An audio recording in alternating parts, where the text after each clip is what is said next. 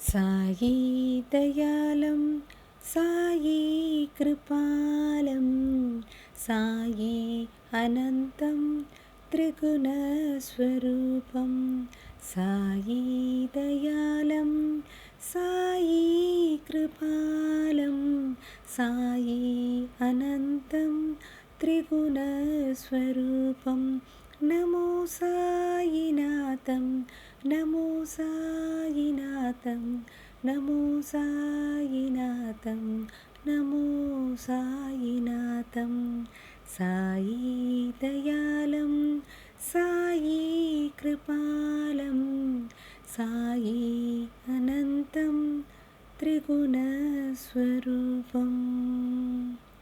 ஓம் சாய்ராம். இன்றைய பதிவு சாய்பாபா ஒருத்தரை வற்புறுத்தி ஒரு வேலை வாங்குறார் அப்படின்னா அந்த குறிப்பிட்ட நபருக்கு எல்லை இல்லாத ஒரு ஆற்றல், ஒரு அனுபவம் கிடைக்க போகுது அப்படிங்கிறது தாங்க அர்த்தம். அப்படி என்ன ஒரு வேலையை வற்புறுத்தி வாங்கினார் பாபா, அதனால் அவங்களுக்கு கிடைச்ச அனுகிரகம் என்னங்கிறது தாங்க இன்றைய பதிவில் நம்ம பார்க்க போகிறோம். இப்போ நம்ம தரிசனம் பண்ணிகிட்ருக்கக்கூடிய சாய் சச்சரிதமும் மேலும் அதிலோடு சேர்ந்து இருக்கக்கூடிய அந்த அரளி மலர் மாலையும் இது எல்லாமேவும் ஒரு குறிப்பிட்ட நபருக்கு கோவிலில் அவங்களுக்கு கிடைத்த ஒரு பரிசாகத்தான் அவங்க நினைக்கிறாங்கங்க. அவங்களுக்கு என்ன நடந்தது, என்ன மாதிரி பாபா அவங்கள வேலை வாங்கினாங்க அப்படிங்கிறத பார்க்க போகிறோங்க. அதுக்கு முன்னாடி நம்மளுடைய சாய் டிவோஷனல் லைட்ஸை மறக்காமல் சப்ஸ்கிரைப் பண்ணி, லைக் பண்ணி, ஷேர் பண்ணி, கமெண்ட் பண்ணுங்கள். நிச்சயமாக சாயின் அனுகிரகம் நம்ம அனைவருக்கும் கிடைக்க நானும் பிரார்த்தனை செஞ்சுக்கிறேங்க. இப்போ வாங்க நம்ம பதிவுக்கு போகலாம். இந்த தோழி திடீர்னு ஒரு நாள் கையை கூட தூக்கவே முடியலைங்களாம். ஏன் கை தூக்க முடியலன்னு தெரியல. அதுவும் வலது கையாக இருக்கிறதால அவங்களால சமையலும் பண்ண முடியல. ரொம்ப வலி. அந்த வலியின் காரணமாக அவங்களுக்கு காய்ச்சலே வந்துடுச்சுங்களாம். இப்படி இருக்கும்போது அவங்க சாய்பாபாவின் இடத்துல வேண்டிக்கிறாங்க. பாபா, என்ன பாபா இது, திடீர்னு என்னால் கையை தூக்க முடியல, ரொம்ப வலிக்குது, என்னால் ஒன்றுமே முடியல, எந்த வேலையும் செய்ய முடியலையே அப்படின்னு அவங்க வேண்டிக்கிறாங்க. வேண்டிகிட்டு இருக்காங்க.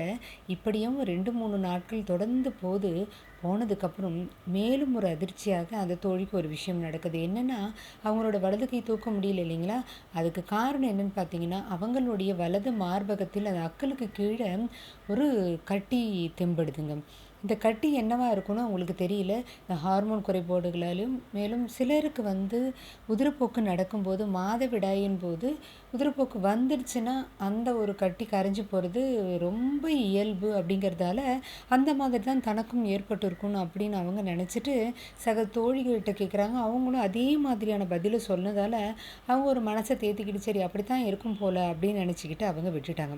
இப்படியே 1 வாரம் ஆகுது, 10 நாள் ஆகுது. நாட்கள் செல்ல செல்ல அவங்களுடைய வலியும் வேதனையும் கூடுதலாகிட்டே போகுது. பாபாவின் இடத்துல இவங்களுடைய பக்தியும் வேண்டுதலும் மேலும் கூடுதலாகிக்கிட்டே போகுது.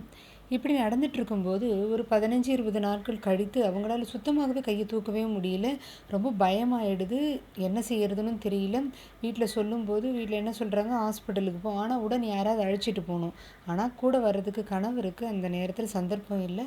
அவங்களோட வேலை நிமித்தம் காரணமாக ஒரு அரை நாள் கூட விடுப்பு கொடுக்க முடியாதபடியான சூழ்நிலை அவங்களும் மாட்டிகிட்ருக்காங்க. வேறு யாராவது தோழிகளை அழைச்சிட்டு போகலான்னு பார்த்தா அவங்கவுங்களுடைய பிரச்சனைகள் நிறைய இருக்கிறதுனால இவங்க இந்த விஷயமா கூப்பிட்றதுக்கே ரொம்ப சங்கோஜப்படுறாங்க. ஒரு கட்டத்தில் வலி அதிகமாகவே ரொம்ப சலிப்பாகி இவங்க என்ன நினைக்கிறாங்க, பாபா நீ குணமாக்குனா நீ குணமாக்கு, இல்லைன்னா விட்டுடு அப்படின்னு கண்ணீர் மல்க பாபாவின் இடத்துல முறையிடுறாங்க. முறையிட்டு அவங்க போய் தூங்க ஆரம்பிச்சிடுறாங்க. விடியற் காலையில் அவங்களுக்கு ஒரு கனவு. அந்த கனவில் பெரிய அண்டா நிறைய சாம்பார் சாதத்தை, கிட்டத்தட்ட ஒரு 300 பேருக்கு சமைக்கக்கூடிய ஒரு அண்டா, அந்த அண்டாவில் ஒரு சாம்பார் சாதம் செய்கிறாங்க. அந்த சாம்பார் சாதத்தில் பெரிய கரண்டி வச்சு கிண்டுற மாதிரி கனவு. இதில் முக்கியமாக கவனிக்க வேண்டியது என்னென்னா, அந்த கரண்டி வச்சுக்கின்ற நபர் யாருன்னு பார்த்தீங்கன்னா இந்த தோழி தானே தன் கைகளால் ஒரு 300 பேருக்கும் மேலாக இருக்கக்கூடிய அந்த அண்டாவில் சாம்பார் சாதத்தை கிண்டும்படியாக கனவு பார்க்குறாங்க. இதை பார்த்துட்டு இது விடிய காலம்பெற ஒரு 4:30 மணிக்கு அவங்க அந்த கனவு காண்றாங்க. இதனுடைய அர்த்தம் அவங்களுக்கு புரியல. ஏதோ கனவு வந்திருக்கு அப்படின்னு நினச்சி அவங்க காலையில் எந்திரிச்சிடுறாங்க. சக தோழியாக இருக்கக்கூடிய சாய் கோவிலில் சேவை செய்யக்கூடிய ஒரு அனுகிரகம் பெற்ற இன்னொரு தோழி இடத்துல இந்த கனவை அவங்க பரிமாறிக்கிறாங்க. அந்த நாள் அவங்க விடிய காலம்பெற அவங்க கண்டாங்க இல்லையா அந்த கனவு, அந்த நாள் ஒரு வியாழக்கிழமை. வியாழக்கிழமை விடியற் காலையில் தான் கண்ட கனவை இந்த கோவிலில் சேவை செய்யக்கூடிய மற்றொரு தோழி எடுத்து சொல்லும்போது அந்த தோழி ரொம்ப சந்தோஷமாக சொல்கிறாங்க, பாருங்கள் உங்களுக்கு பாபாவோட அனுகிரகம், பாபாவுக்கு உங்கள் கையால் செய்த சாம்பார் சாதம் வேணும்னு உங்களை கேட்குறாரு, நீங்கள் உடனே செஞ்சுக்கிட்டு கோவிலுக்கு வாங்கன்னு. அப்போ இந்த தோழி சொல்கிறாங்க, தன்னுடைய உபாதையை சொல்கிறாங்க, என்னால் ஒன்றுமே முடியல, என்னால் கையை தூக்கவே முடியல, சமையல் கூட நான் செய்யலை, வீட்டுக்காரரை கூட வெளியில் சாப்பிட்டுக்க சொல்லி நான் சொல்லிட்டேன், அப்படி இருக்கும்போது நான் எப்படி செய்து எடுத்துகிட்டு வர முடியும் அப்படின்னு. அதுவும் இல்லாமல் வீட்டில் கொஞ்சம் வேலையும் இருந்துச்சு, நான் அதெல்லாம் கூட ஒதுக்கி வச்சுட்டேனே அப்படின்னு. உங்களுக்கு பாபா முக்கியமா இல்லை வேறு ஏதாவது வேலைகள் முக்கியமானு நீங்களே யோசனை பண்ணிக்கோங்க அப்படின்னு அந்த தோழி சொல்கிறாங்க. சொல்லிவிட்டு அவங்க ஃபோனை வச்சிடுறாங்க. வச்ச உடனே இவங்களுடைய மனசு அலைபாயுதுங்களாம். ஏன்னா அவங்களுக்கு உடல்நிலை சரியில்லாத காரணத்தில் அவங்க குளிக்காமல் சாயந்தரம் குளிச்சுட்டு நம்ம விளக்கு போடலாம் அப்படின்னு நினச்சிருந்துருக்காங்க. அது மட்டும் இல்லாமல் அவங்களுக்கு சாம்பார் சாதம் கிண்ட தெரியாதுங்களாம். உடனே என்ன பண்ணுறதுன்னு தெரியாமல் மறுபடியும் அதே தோழிக்கு, அதாவது பாபா கோவிலில் சேவை செய்யக்கூடிய அனுகிரகம் கிடைச்சா அந்த தோழிக்கு மறுபடியும் ஃபோன் செய்து கேட்குறாங்க, ஏன்பா எனக்கு சாம்பார் சாதமே செய்ய தெரியாதே, எப்படிப்பா செய்யறதுன்னு. அதெல்லாம் எனக்கு தெரியாதுங்க, பாபா உங்களை சாம்பார் சாதம் கேட்டிருக்காரு, அவருடைய விருப்பத்தை நீங்கள் நிறைவேற்றுறீங்களா இல்லையான்னு பார்க்குறதுக்காகத்தான் உங்களுக்கு பாபா கனவுல சொல்லியிருக்காரு. நீங்கள் யோசனை பண்ணிக்கோங்க, உங்களுக்கு எப்படி செய்யணும்னு தோணுதோ அந்த மாதிரி செய்யுங்க, பாபா ஏற்றுப்பார், நீங்கள் துணிஞ்சு செய்யுங்க அப்படின்னு அவங்க ஊக்கம் கொடுக்குறாங்க. உடனே இந்த தோழி படார்னு எழுந்து வீடு வாசல் எல்லாம் கூட்டிட்டு குளித்து முடித்து, பாபா நீயாச்சு, நான் உன்னை நம்பி எனக்கிட்ட இருக்கக்கூடிய பொருட்களை வச்சு நான் ஒரு சாம்பார் சாதம் செய்கிறேன், அதை நீங்கள் கண்டிப்பாக ஏற்றுக்கணும், நீங்கள் ஏற்றுக்கிட்டதுக்கு ஒரு உதாரணமாக எடுத்துக்காட்டாக எனக்கு ஏதாவது ஒரு விஷயத்த நீங்கள் செய்யவும் செய்யணும் அப்படின்னு மனசில் நினச்சிக்கிட்டு அவங்க அந்த சாம்பார் சாதம் செய்கிறதுக்கு வீட்டில் இருந்த காய்கறிகளை எல்லாத்தையும் தேடி எடுக்கிறாங்க. எடுத்துட்டு அவங்க சாம்பார் சாதமும் செய்ய ஆரம்பிச்சிடுறாங்க. பாபாவை பரிபூர்ணமாக வணங்கிட்டு செய்ய ஆரம்பிக்கிறாங்க. ஆனால் அவங்களுக்கே தெரியலையாம், அந்த சாம்பார் சாதம் செய்யும்போது ஒரு துளியும் கூட அவங்களுக்கு அந்த வலி வேதனையே இல்லைங்களாம். சாதாரணமாக ஒரு டீ போடுறதுக்கேவும் தன் கைகளை தூக்க முடியாமல் வலியோடு துடிச்சிட்டு இருந்த அந்த தோழி சுவாமிக்காக, பாபாவுக்காக அவங்க பிரசாதமாக செய்யக்கூடிய இந்த சாம்பார் சாதம் எவ்வளவு கஷ்டமாக அதை கிண்டியெல்லாம் செய்யணும் இல்லைங்களா. ஆனால் அவங்களுக்கு அந்த ஒரு துளியும் வலி இல்லாமல் அவங்க செஞ்சதையும் அவங்க மறந்துடுறாங்க.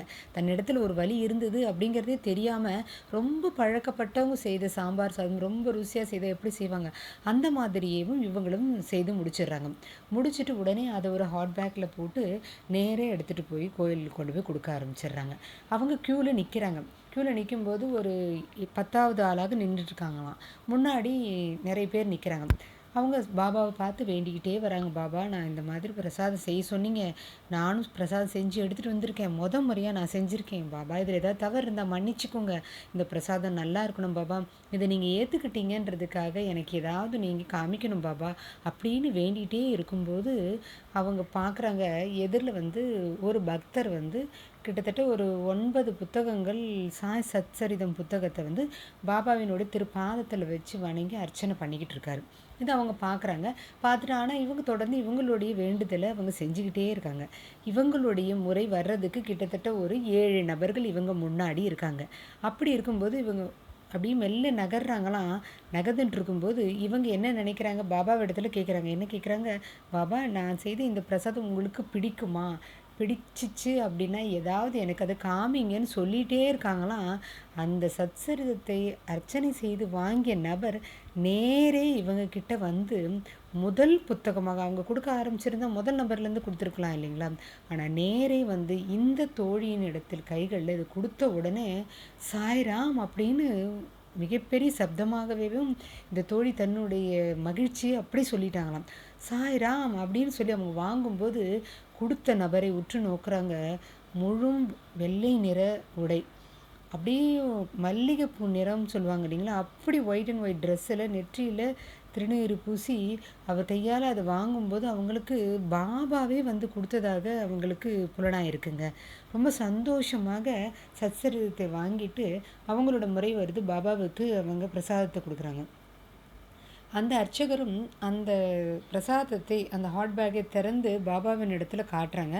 காட்டி சாமி கும்பிட்டு திரும்பி இவங்க இடத்துல கொடுக்குறாங்க. கையில் வாங்கிட்டு இவங்க நகர நினைக்கும் போது மீண்டும் அந்த அர்ச்சகர் இவங்களை கூப்பிட்டு சாய்ராம் அப்படின்னு சொல்லி கூப்பிட்டு பாபாவின் மேல் இருந்த இந்த அரளி மலர் மாலையை அப்படியே எடுத்து அவங்க கையில் கொடுத்த உடனே அப்படியே மெய் சிலிர்த்து போகுது, கண்கள் எல்லாம் குளமாகுது.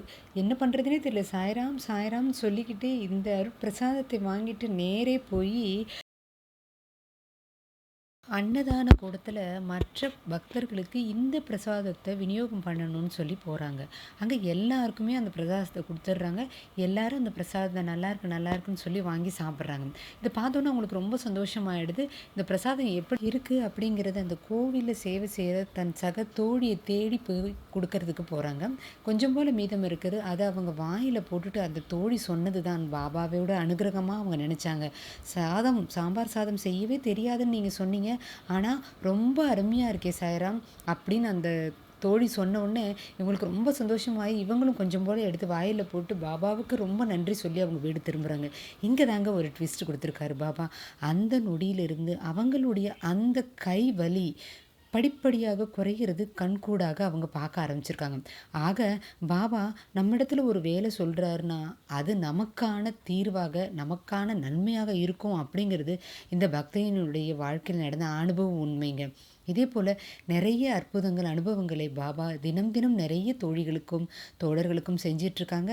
அப்படி வரக்கூடிய அற்புதங்களை அடுத்த ஒரு அற்புதமான பதிவாக நாம் ருசிக்க போகிறோங்க. நன்றி. மீண்டும் மிக நல்ல பதிவுடன் உங்களை சந்திக்கிறேன். உங்கள் சாய் டிவோஷனல் லைட்ஸ். ஓம் சாய்ராம்.